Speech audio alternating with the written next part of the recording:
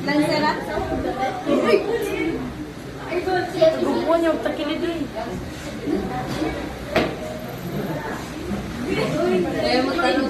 Kaon pa siya. Bataan. Hindi ka.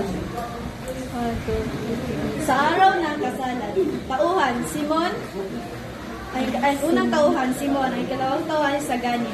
Pagbo, silid ni Simon, gabi bago ang kasal, may lampara sa mesa. Bukas ni Sagani. Bukas na ang kasal.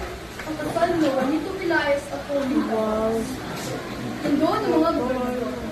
Nandoon ang mga sakim na bayan. Pati na rin ang mga ganid ng bayan. Nandoon din ang babae, iniwan ka para sa kanya.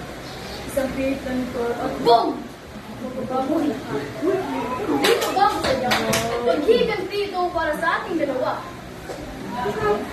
Huwag mo akong idamay, Simon. Oo, nasaktan ako dahil iniwan ako ni Paulina at hindi rin niya si Juanito. Hindi sabihin mo na pumayag na akong pumatay.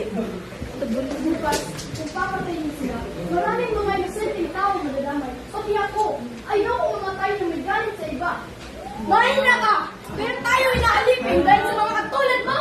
Kailangan ng sakripisyo, kailangan ng apoy para magising sila. Hindi! Ang kailangan ng ating bayan, hindi apoy kundi liwanag.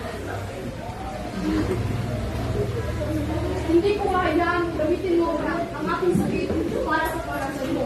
Kung ito ang naisip kong paraan para iligtas sa Pilipinas, hindi ko na kailangan ng iba sa Pilipinas.